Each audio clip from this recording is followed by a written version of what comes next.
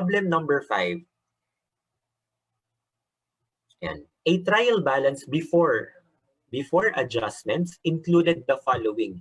You have sales credit 425,500, sales return and allowances of 14,000, accounts receivable of 43,000, allowance for doubtful accounts of 760,000. Question: if the estimate of uncollectibility is based on taking 2% of the net sales, the amount of the adjustment, okay? So yung adjustment na sinasabi dito, this is the bad debts expense, AUA, adjustment or adjusting entry. How much daw yan? Okay? And since kanina based sa discussion ko, gumamit tayo ng percentage of net sales. Sabi ko kapag percentage of net sales yung gamit natin, ang makukuha natin is the bad debts expense amount or the adjustment amount.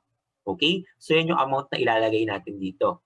Okay? As an addition to our bad debts expense and also our uncollectible accounts. Okay? So ang gagawin lang natin, 2% of our net sales. Okay? So 2% ng net sales. Kaya sinasabi net. So meaning kapag sinabing net sales, that is after deducting sales discount, sales return, and allowances. Okay, kailangan makuha mo yung net. Okay, net sales. Okay, so that is 425,000. Okay, ito. And less 14,000. Okay, so for 425,500 less 14,000 sales return and allowances, that will give you your net sales. Okay? Yan. So that will give you the net sales. Okay? So ang sagot natin is, ay ang net sales natin, hindi pa yung sagot natin. Ha? Ang net sales natin is, ayan. So you have 411,500. That is our net sales. 411,500. Okay? So anong gagawin natin dyan sa net sales? That will be the amount to be multiplied kay 2% times 411,500. Okay? And kung ano yung makukuha natin dyan, that will be the amount of our adjustment or that will be the amount of our bad debts expense or the amount of our additions to our uncollectible accounts. Okay? So yan yung tinatawag na number 5 sa mga adjusting entries natin. Diba? We have accrual, the income and expense, deferral, okay, the liability and the income, and then you have the bad debts expense. Okay, so pang 6 yung depreciation. Okay, so ito yung pang 5 na adjusting entries natin. Okay, the bad debt expense adjusting entry. Okay, so ang sagot natin is 8,220. Okay, so ang sagot natin is bravo na naman ulit. Okay, so bravo, 8,220. Okay. So that's how you compute if you're using the percentage of net sales. Next problem. Ayan. So next problem. A trial balance before adjustment included the following. You have the credit for sales, 425,500, sales return and allowances of 14,000, accounts receivable of 43,000, allowance for doubtful accounts of 760,000. Okay? So ang tanong, if the estimate of uncollectibility is made by taking 10% of the gross amount of accounts receivable, the amount of adjustment is. So ito, kahit adjustment, ang tinatanong pa rin talaga sa atin is yung amount ng bad debts expense or yung allowance for uncollectible accounts.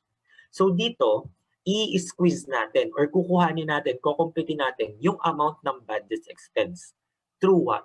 Makakompute natin yan through our allowance for uncollectible accounts because any missing increase sa allowance for uncollectible accounts natin, yun yung magiging bad debts expense natin. Okay? Our bad debts expense, just by looking at the entry, okay, our bad debts expense will also increase our allowance for uncollectible accounts. Okay? So ang gagawin natin, you have AUA. Okay? Gawa tayo ng T-account. Okay? And ang makukuha natin, based on 10% of gross accounts receivable, is the ending balance. Ito yung makukuha natin. Okay? So, kunin natin yung gross amount ng sales. Ang sabi, gross. So, pag sinabing gross, okay? Pag sinabing gross, Yan. Before, okay? Before deducting yung allowance for uncollectible accounts. Kasi meron tayong 760. Baka ibawas nyo agad yan. Okay? Hindi naman sinasabi sa ating percentage of net realizable value. Sinasabi sa atin, percentage of the gross amount of accounts receivable before deducting the allowance for uncollectible accounts, which is 43,000. So gagawin mo lang dyan, 43,000, 10% daw niyan. Okay? Ang ending balance. Okay? Ang ending balance ng natin, okay, by multiplying by 10% is 4,300. Okay?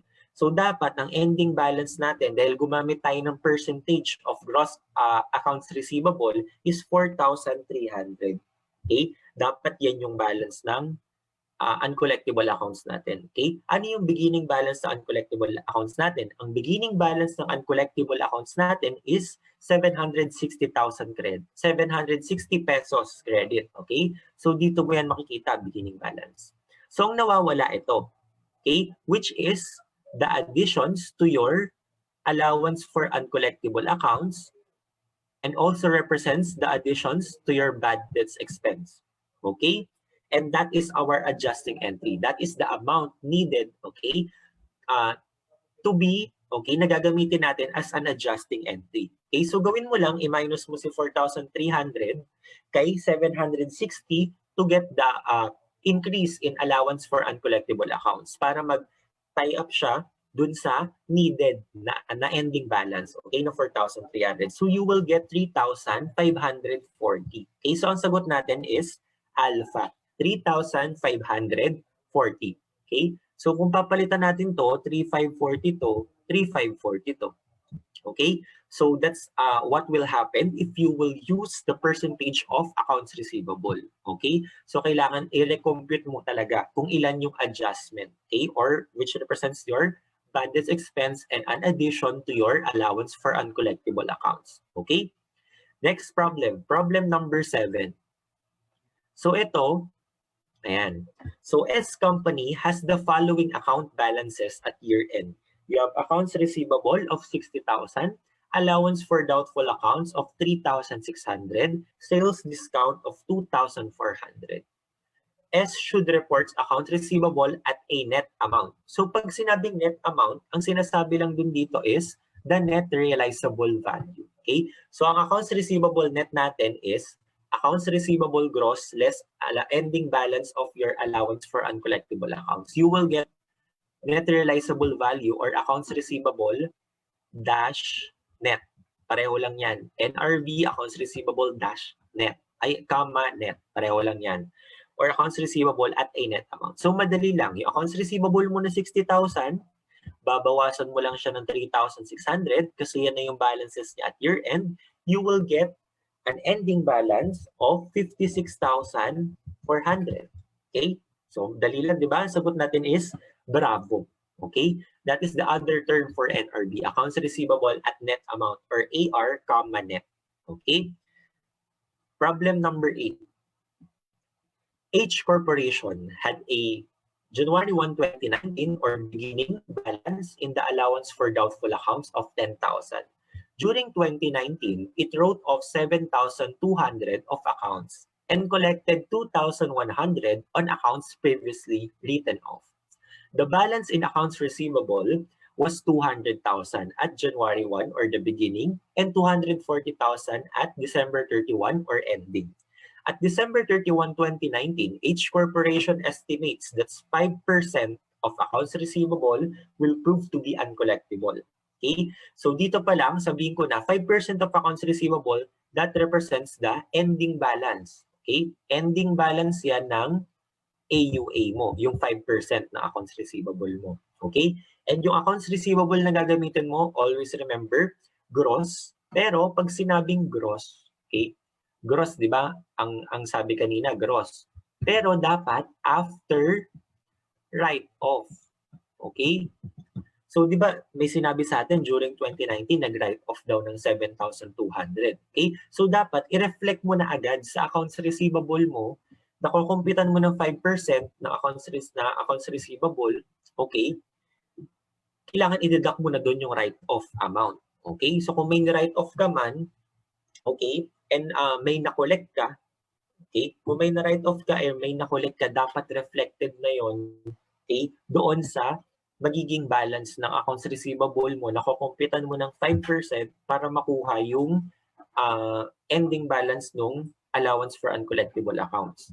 Okay? So ang gagawin natin dito, you have 240,000 na ending balance ng accounts receivable mo. So ang gagawin natin, 240,000 times lang sa 5%. Okay? So dito pala, okay, given na kasi yung balance ni accounts receivable. Okay? So mabait yung problem. Binigay na sa'yo yung balance na 240,000. Okay? Pero kung ang binigay sa'yo is yung beginning balance lang, so you need to adjust it for the amounts ng mga write-off and also yung amounts ng mga recovery. Okay? Kasi that will affect the ending balance of your accounts receivable, okay, that will be used, okay, sa pag-compute mo ng 5%. Okay? So, binigay na sa atin yung 240,000 na ending balance. Okay? Multiply na lang natin yan sa 5%. Okay? So, ang 5% niyan is 12,000. Okay? So, that 12,000, gawa tayo ng T-account ni AUA ulit. Okay? So, gamit na gamit sa T-account ni AUA. Ang ending balance daw na dapat makita natin dyan is 12,000. Kasi gumamit tayo ng percentage of receivable. Okay? Percentage of receivable or aging, that will give you the ending balance of allowance for uncollectible accounts, 12,000. Okay? And then, ano pang makaka-apekto sa AUA? So, ang tanong kasi sa atin, what is the bad debt expense? Okay? So, sa AUA natin makikita yan. Okay? The increase or the missing increase in AUA is also the bad debts expense or the adjustment for the year. Okay? So, bad debt expense adjustment. So, palitan natin itong 2007, dapat 2019 yan. Okay? So, typo error. Okay? So, kung ano yung missing na, okay, missing na increase, yun yung bad debt expense natin and that is also the adjustment. Okay? Yung amount na gagamitin mo sa adjusting entry mo for the year. Okay? So, ang beginning balance natin is 10,000 ang beginning balance natin. Yan, beginning balance. And then you have write-off, okay, of 7,200. Paano tayo nag-record ng write-off? AUA-AR. Okay, so anong gagawin mo? Si AUA nabawasan daw ng 7,200. Okay? And nagkaroon ka ng collection ng accounts previously written off. Okay? So dito collection, as an addition sa kaninang sinabi ko, diba, we have two methods, the direct method and the allowance method. Okay? You know how to account for allowances, how to account for write-offs. Ngayon naman sabihin ko how to account for recovery. Okay? So recovery under the direct method, okay, and recovery under the allowance method. Okay? So under the allowance method muna tayo. Nung nag-record ka ng write-off, you have AUA, AR. So ang gagawin mo lang kapag nagka-recovery ka, AR, AUA. Pero, ang mangyayari dyan, makokollect mo rin. So mag-record ka ng cash, AR. So that's how you compute, how you do a journal entry when it comes to recovery of an under allowance method. So AR, AUA, kasi i-reverse mo yung write-off mo, okay, kasi na-recover mo na siya. Okay? And then, syempre, dahil na-recover mo yon, makokolekta mo rin yan. So you will debit a cash and credit AR. So pwedeng compound entry rin yan na, dito ko na lalagay sa gilid, cash, AUA. Pwedeng yan yung compound entry mo. So mapapakita natin, okay, we can prove that recovery does not affect the balance of your AR.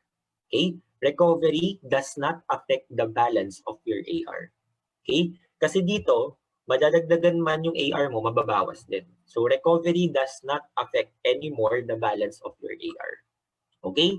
So disregard mo na yan. Malilito ka pa kapag sinama mo yung recovery. Okay? So ano yung maapektuhan ng recovery? Yung cash balance mo and yung allowance for uncollectible accounts balances mo. Okay? So yung AUA mo maapektuhan ng recovery, madadagdagan siya. So dagdagan mo to ng 2,100. Okay? So that's how you compute, ha? Okay? So etong 240,000 natin, ang nakaapekto lang dyan yung 7,200 natin. Okay? na write-off. Okay? Naka-apekto yan nung nagbawas tayo ng AR. Okay? Kapag may recovery, hindi na maapektuhan si AR. A recovery will not affect the AR balance, just the AUA balance. Okay? Just by looking at the compound entry, yung cash AUA. Okay? So dahil alam na natin kung ano yung missing na increase kay AUA, we can get the bad debts expense and we can which is the adjustment amount. Okay?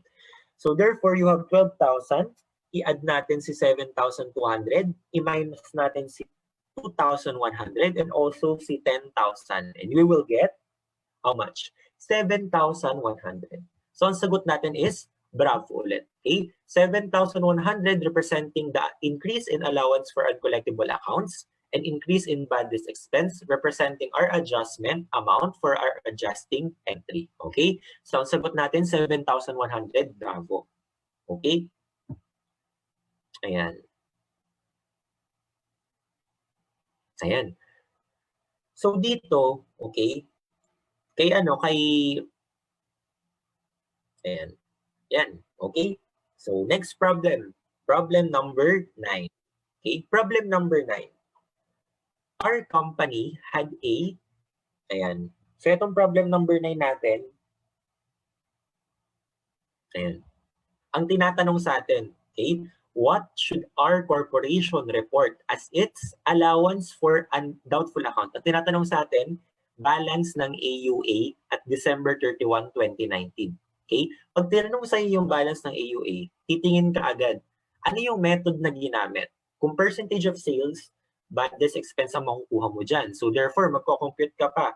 Beginning balance ng AUA, plus yung percentage of sales na nakuha mo, which is the increase in allowance for uncollectible accounts and bad debt expense, and any write-off and recovery, then you will arrive at the ending balance of AUA. Pero kapag percentage of accounts receivable yung kinuha mo, yun na yun. Kung ano yung nakuha mo by multiplying by the percentage, okay, yun ay ending balance na accounts receivable mo at December 31, 2019. Okay, so basahin natin yung given. Our corporation had a January 1, 2019 balance in the allowance for doubtful accounts of 12,000. During 2019, okay, lagyan natin 2019 dapat to. Okay, it wrote off 8,640 of accounts and collected 2,520 of accounts previously written off. The balance in the accounts receivable was 240,000 at January 1 and 288,000 at December 31. At December 31, 2019, our corporation estimates that 5% of accounts receivable will prove to be uncollectible. Therefore, 5% ng accounts receivable or ending balance na yung kinukuha natin. Okay? So, ano yung accounts receivable na gagamitin natin? Tulad nga ng sabi ko kanina, gagamitin natin yung ending balance. Okay? Ending gross amount. And that is 288,000. Okay? So, you have 288,000. Multiply mo lang yan sa 5%. You will get the ending balance of your or needed balance of your allowance for uncollectible accounts na 14,400. So ang sagot natin, delta. Okay? 14,500. Okay? So ganun lang kadali. Kapag tinatanong yung ending balance ng AUA, and sakto naman ang gamit mo percentage of accounts receivable, which will give you the ending balance needed for your allowance for uncollectible accounts. Take note lang na kailangan ending balance ka nung AR na gross. Okay? After the write-off. Tignan mo lang. Okay? Okay? Okay, so nasa last problem na tayo ng ating discussion about receivable. Okay, so last problem. S company has the following account balances at year-end. Accounts receivable 80,000, allowance for doubtful accounts 4,800, sales discount of 3,200. Ang tanong, S should report accounts receivable at a net amount. So pag sinabing net amount, ito yung NRB, okay? Or ito yung AR net. Okay? Accounts receivable at a net amount. Okay? So ang gagawin mo lang, si accounts receivable na 80,000, babawasan mo lang siya ng allowance for doubtful accounts. Okay? So you have the AR and the AUA. You will get the net realizable value or accounts receivable and at net amount or AR, net ng 75,200. Okay, so ang sagot natin is, bravo ulit, 75,200. Okay? So that's it. That is receivable. Okay, what else you need to know about receivables. Okay? So just to wrap up, okay, so from our problem, ano yung mga nalaman natin? Okay, from our problem, nalaman natin na NRV, net realizable value, is equal to the ending balance of AR less the ending balance of allowance for uncollectible accounts. You will get the net realizable value. Okay? And yan, what affects your AUA? So, naka-apekto sa AUA mo is our bad debts expense, yung mga write-off mo, and yung mga recovery mo. Okay? And also, yung adjustment mo. Okay? So, yung adjustment mo, if ever na, kailangan mong na gumamit ka ng aging ng accounts receivable or percentage of AR. Okay? So, may mga adjustment pa tayo in addition to your bad debts expense. Okay? So meron kasing minsan merong mga two-tier, okay? Dalawang beses ka mag-a-adjust ng AUA. Okay, bakit? Una, gumamit ka ng percentage of sales, okay? So nag-record ka ng bad debts expense.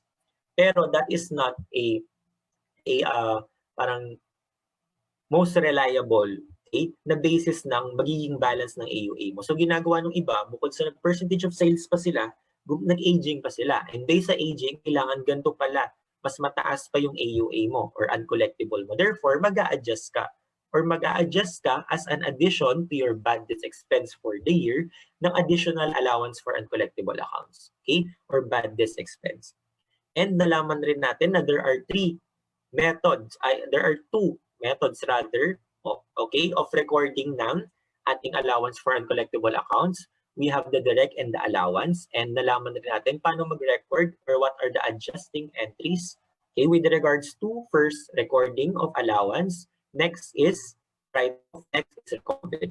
Okay, and nalaman rin natin na merong 3 methods na ginagamit. Okay, we have 3 methods para ma-compute ang ending balance ng allowance for uncollectible accounts or the bad debts expense or the adjustment for the year. So you have the percentage of sales, okay? You have the percentage of AR, number 2, and you have the aging, which is the most reliable.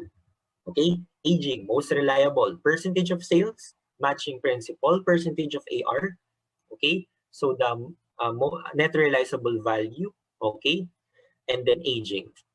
And then, yan. So a percentage of sales kailangan net, okay, after sales return and allowances. And ang percentage of accounts receivable is percentage of accounts receivable gross, pero, okay, after deducting, okay, the effects of the write-off, but never the recovery. The recovery will not affect the balance of your accounts receivable. And before, okay, before the allowance for doubtful accounts or deducting the allowance for doubtful accounts. Okay, so I think that wraps up our discussion about accounts receivable.